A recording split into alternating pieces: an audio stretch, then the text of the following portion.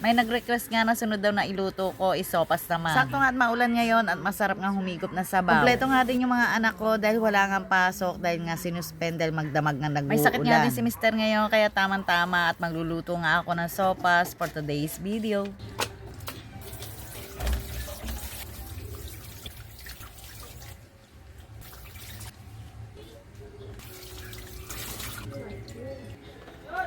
So habang nga nagpe-prepare tayo dyan ng mga sangkap, sagutin ko lang yung isa nagtanong kung meron nga daw ba nagbe-video sa akin. Nasagot ko na nga yun sa mga unang kong vlog para sa mga bago kong mga follower. Kaya sagutin natin siya ulit ngayon. Wala nga akong videographer, ako lang yung kumukuha sa sarili ko. Ako nga yung cameraman, editor, pati artista, ako na rin. Although marurunong mag-edit yung mga anak ko, hindi ko nga sa kanila pinapagawa. Mas gusto ko kasi ako yung nag-edit. Kasi mas alam ko yung pagkakasunod-sunod ng mga video na ginawa ko. Mas matatagalan kasi kung sa kanila ko pa ipapagawa dahil itatanong din naman nila sa akin kung saan ilalagay yung ganto, kung saan papasok yung video na ganito o di wala din. Di mas mabuting ako na lang din ang gagawa. By the way, sa kanila ko nga natutunan kung paano nga mag-edit. Inaral ko nga kung paano mag-edit at pinagtiyagaan ko yan. By the way, sa magtatanong, sa CapCut po ako nag-edit.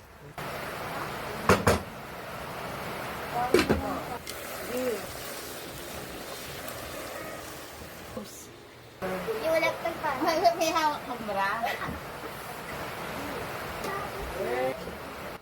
Isa pa sagutin ko din yung isang nagtanong kung bumibili daw ba ako ng product. Nung nag-uumpisa pa ako mag-affiliate at wala pa nga nagpapadala sa akin ng mga free sample. Yes, bumibili lang ako at yung ibang nga, yung mga nanditong gamit ko sa bahay, yun yung mga sinushoot kong video. Pero yung mga gamit na binibili ko dati, sinisigurado ko naman na magagamit naman namin yun sa pang-araw-araw. Minsan kasi kailangan mo din talaga mamuhunan. Kahit ngayon, bumibili pa rin ako ng mga ilan-ilang products kasi hindi naman lahat na-approve.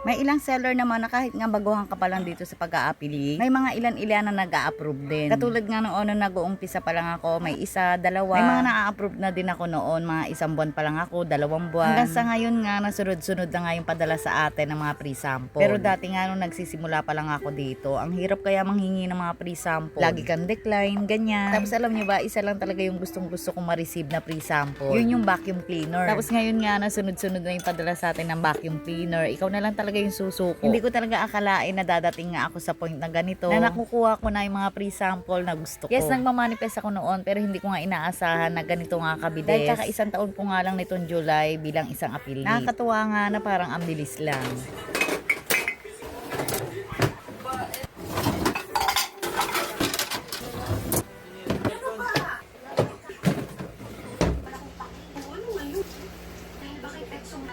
So kaya naman sa mga baguhan nating affiliate dyan, huwag kayong ma-pressure, enjoy nyo lang yung mga ginagawa nyo. Samahan nyo ng passion, galingan nyo. Darating din yung time para sa inyo na kayo naman yung mapapadalahan ng mga maraming free sample. Yung mga minamanifest nyo lang noon, magugulat na lang kayo unti-unti na pala siyang natutupad.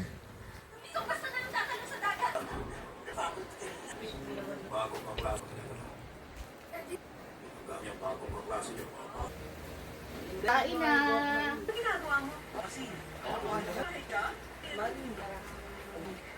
Kukunin ko? Eh? Yan. Ano? Okay kami sa'yo. Parang nakakanya. Sari-sari. Balita, nakakainis talaga. Kunin doon.